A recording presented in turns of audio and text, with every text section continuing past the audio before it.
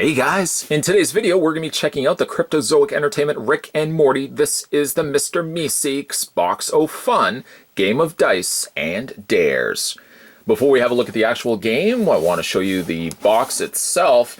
It is really awesome, right down to the fact that it's actually got a button sound on the top here that you can just press, and we'll cycle through several different phrases from the episode featuring Mr. Meeseeks. I'm Mr. Meeseeks, look at me! I can't take it anymore! I just want to die! I'm Mr. Meeseeks, look at me! I'm Mr. Meeseeks, look at me! Existence is pain to a Meeseeks, Jerry, and we will do anything to alleviate that pain! Just ask! Here's what the side of the box shows. It says Rick and Morty, Mr. Meeseeks Box O Fun, game of dice and dares. Do you have what it takes to win? No? Just press the button and Mr. Meeseeks will be at your service, no doubt about it. And if he can't help you, just press it again and again and again. Then prepare to debase yourself in vile and twisted ways to claw your way to victory. Or just sit back and watch your friends debase themselves. That's kind of like winning, right? You gotta get this awesome game, bro. Wubba lubba dub dub. The game is for 2 to 6 players and recommended for ages 18 and up. Here's all the contents that you get inside the box. For starters, you get a Rick and Morty Mr. Meeseeks Box O Fun game of dice and dares rulebook. It'll tell you exactly what you're going to get inside and how to play the game. As well, you'll get yourself a bag of 24 blue dice, 30 hit point tokens, to which you have to pop out of the tray, and they also give you a little bag as well so you can keep those stored away once you pop them out of place. You get 35 request cards, 60 dare cards, 50 Mr. Meeseeks cards, and lastly, a 30-second sand timer. I suppose the only preparation that you need prior to starting the game is making sure that you pop out all 30 of the hit point tokens, which I've already done, and I've put it inside as well the supplied bag that they include. Here's a little backstory to the game. Do you have a problem that needs fixing, or you just don't know where to start? Perhaps there's some task that's beneath you, or perhaps you just like seeing things suffer. Then why not hit the button on your Mr. Meeseeks box, summing up a Mr. Meeseeks, or 3 or 8, and let them help you out. That's their purpose. They want you to succeed, and if you don't, they would only get slightly angry. But let's not worry about any bad stuff that might happen due to your failure just yet. The objective of the game is to score enough victory points to win. You can earn victory points, VPs, by completing requests and performing dares. The harder the request, the more VPs it is worth. All dares are worth 1 VP, no matter how demeaning they are. Number of players will determine the number of VPs needed to win. 2 will require 20, all the way up to 6 players will require 12 VPs needed to win. To get started playing the game, first you got to figure out how many players are going to be playing this game. You want 2 players all the way up to 6. Decide that first, and then once you've decided how many players are going to be playing, each player takes 5 hit point tokens. And now that I've got them conveniently in the bag, each player will take 5 of these. Now you can either have it look like Rick's face, or you can have it like Morty's face. It doesn't really matter, but you'll each want to take 5 hit points per player. You'll also want to get your bag of dice opened up, and it may seem like there's a lot of dice, but actually there's not. You got to make a pool of dice equal to the number of players times 4. So basically, if you had 4 players playing, you would make a pool of 16 die.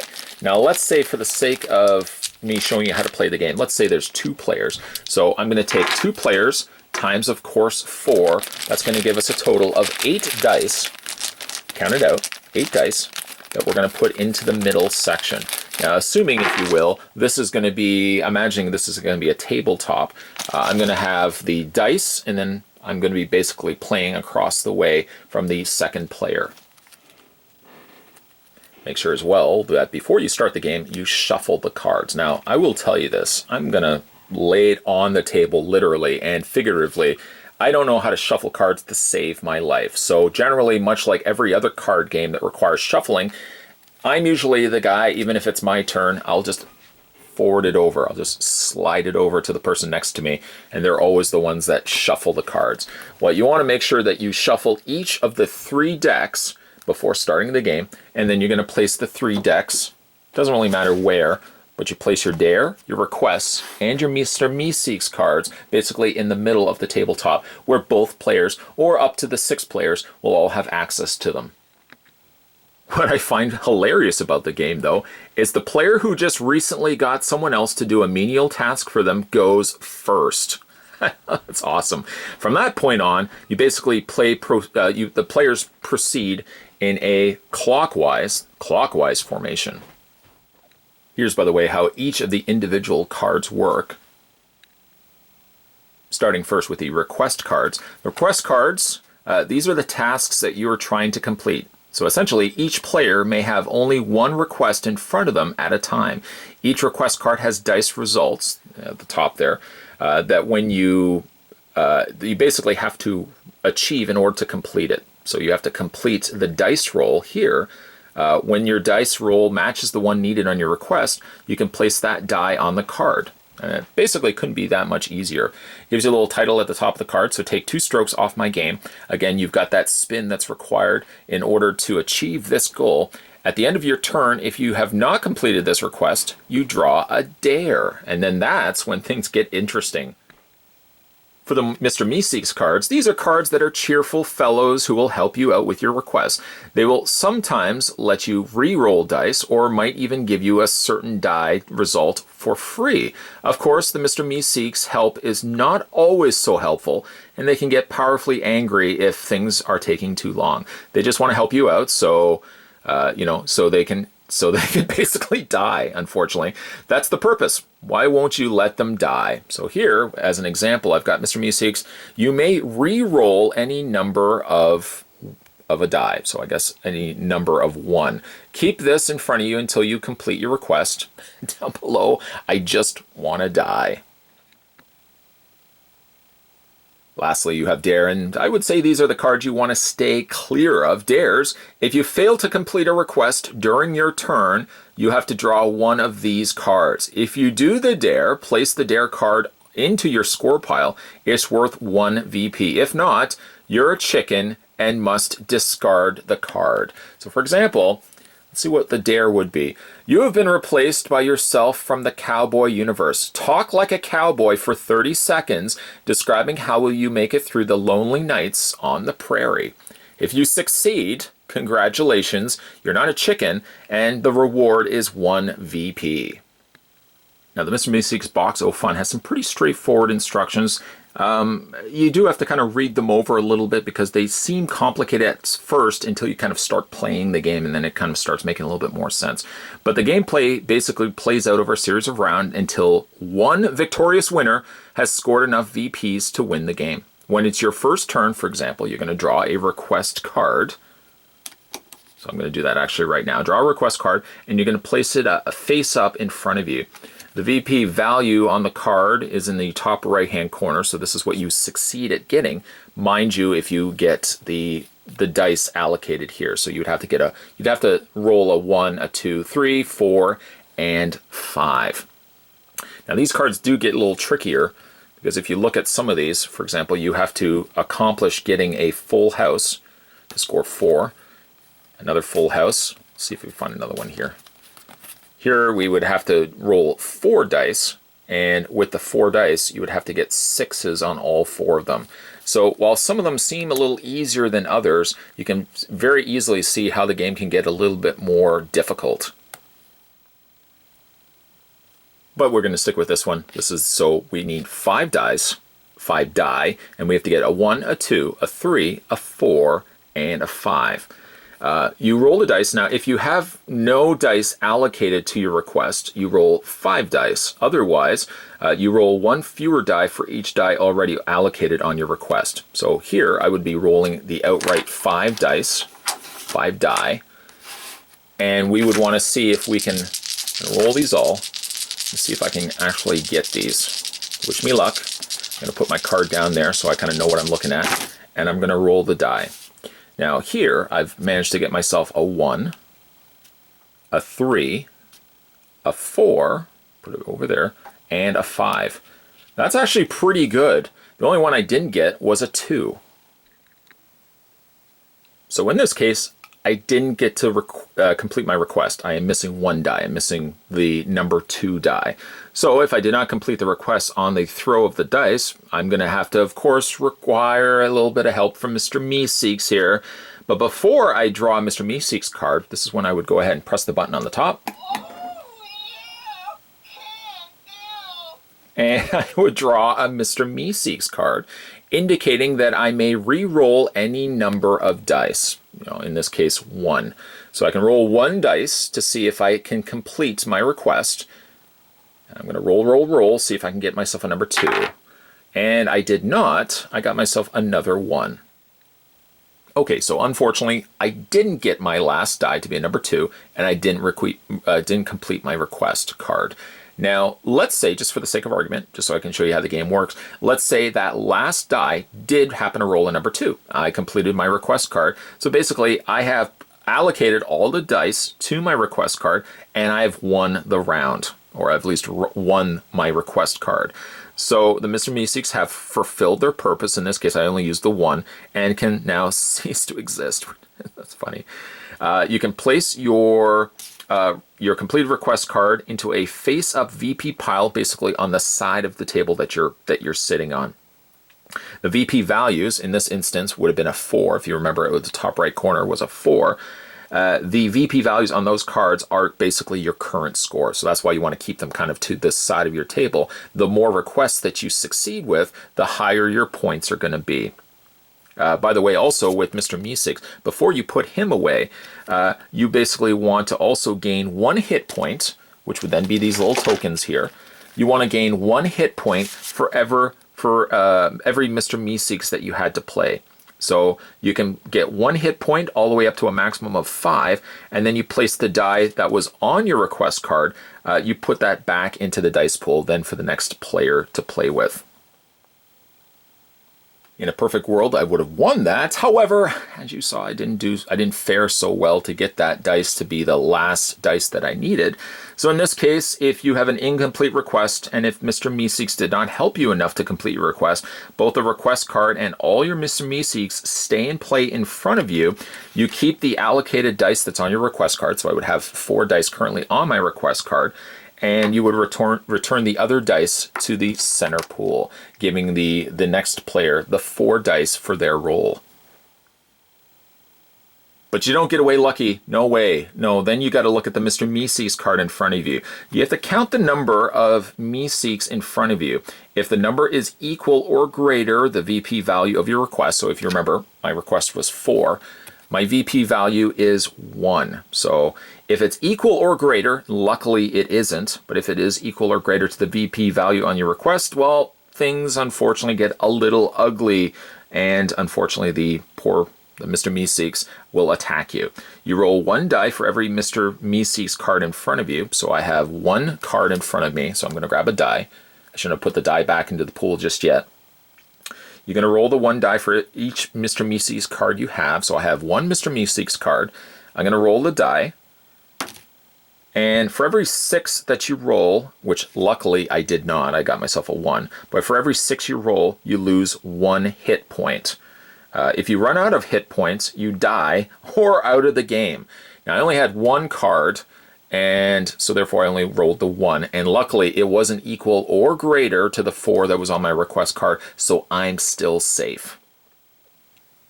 Now here really is the objective of the game. You can play multiple Mr. Meeseeks cards, but of course for every card that you draw brings you 1 step closer to death.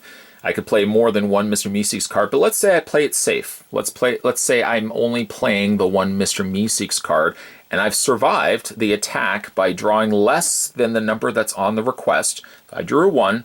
If it was 4 or greater, I would have been attacked by the Mr. Meeseeks. But I didn't get off lucky. I did not get off lucky, because if I'm still alive after the Meeseeks gang has attacked you, and I still survived, unfortunately, then that's when you have to go to the dare card. And that is something I would not wish on anybody.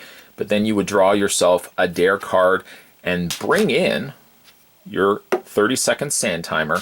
And in 30 seconds, you would have to complete the dare that's indicated in front of you. That's right, you have to do something silly or embarrassing in front of your friends, for being such a failure. Grab the sand timer, which I have, and you'll need to place, you basically will need to complete this in order to survive. Now, this one we've already looked at, so let's grab ourselves another dare card. It says you have 30 seconds to write and perform a new original catchy song that could impress the Cromulons. Show us what you've got. If you succeed, well, you've got 1 point up at the top right-hand corner. So let's say I embarrassed myself and I performed this new catchy song. I would keep the card and would also keep the point on here, and I would put that on my side of the table along with all the completed requests that I've performed as well. That will give me a total score and again bring me closer and closer to victory. And just to show you that the Mr. Meeseeks cards do vary, here we have you may re-roll any one die, then draw another Mr. Meeseeks card. It's cards like this can also help you, but it can also hinder you as well, because now you're having to draw another Mr. Meeseeks card. You may re-roll the die and actually be successful with your request card that you may not need another Mr. Meeseeks, but then you would draw yourself another card if you failed. Another one here, you may re-roll any die. Again, they will vary. So let's grab another one here. It's another re-roll. This one here provides you with a 5. Now I noticed one of the cards here, this one here, this Mr. Meeseeks card outright gave me a 2. Now if you remember, my request card needed an extra 2, so if I was lucky enough to draw this card, I would have won my request, and I would have walked away with the 4 points at the top corner of my request card. Here you may re-roll any number of 5, which to be fair, actually, I don't think I played the first Mr. Meeseeks card correctly, because I think it actually specifically said I had to roll 1 die that was of that number. And we're just going to look at a couple of these. You may re-roll any number of 3 die. You may re-roll any one. And a couple of these, actually, you can walk away and steal. This one here, for example, steal a die from another player's request card. Keep the result as it is unless it's re-rolled. This can be kind of where it gets a little sneaky, because now all of a sudden you're stealing the die off the top of your opponent's card. I'm sure that will also make them quite thrilled by the fact that now they are missing 1 die, but you can see how the game can get quite dangerous, let's say. And to also show you how dangerous some of these dare cards can get, let me show you some of the examples that they've given. Wubba lubba dub dub. Make your own catchphrase and call one of your friends and yell it at them. Then tell them it's your new catchphrase and hang up. Oh boy. Try another one here. Take off your shirt, then put it on backwards and wear it that way for the rest of the game. 30 seconds to complete that. Another one. Using your most offensive accent you can think of, say the entire Pledge of Allegiance while aggressively spanking yourself the whole time. And another example of one of the things that you may face as picking up a dare card, use another player's socks as hand puppets to reenact your favorite Rick and Morty scene for 30 seconds. If no player is wearing socks, make puppets out of 2 other pieces of clothing. And once again, to win this game, what you need to do is you need to have your VP either equal or exceed the required amount based on the number of players that are in the game. So, of course, the higher the number, the more higher VP you're going to need to win the game. The Rick and Morty Mr. Meeseeks Box Oh Fun game of dice and dares is one of those games that is fun once you pick it up. It's a little harder. There's a little bit of a learning curve when you initially open up the box and you're kind of reading out the instructions. It would take maybe a little bit for to kind of pick up and understand how the game works, but I think once you understand the game, this would be definitely a fun party game. And this specifically, I would say, is a party game more than just a relaxed kind of sit down and play. You can play with 2 players, but I think the more players you can get on board for playing this game, I think the bigger hoots you'll get from playing it. It also would help too that I think if you're playing with friends that know Rick and Morty, might get a little bit more of the references behind it and might enjoy the game a little bit more, but it still has enough to it that if you're not big Rick and Morty fans, you can get down and just have a fun game playing. especially when you start getting into the dares, which, as you probably saw with some of the examples, can get a little heated there as some of the stuff that you would have to be doing to complete the dares and, of course, win the game. Still a fun game, and I love the presentation of the box, giving us an actual Mr. Meeseeks box, complete with a button on the top with sounds. Today, once again, we are having a look at the new Cryptozoic Entertainment. This is the Rick and Morty Mr. Meeseeks Box O Fun. If you guys haven't had a chance yet to subscribe to this channel, make sure to hit that little subscribe button down below. Of course, more videos are heading your way, and if specifically you want to check out some more Rick and Morty stuff, this guy's got a playlist for you. You can go over there and have a look at not only all the figures, collectibles, and of course, games that I've done on this channel for Rick and Morty. As always, guys, thanks for watching as you always do. I'll see you next time.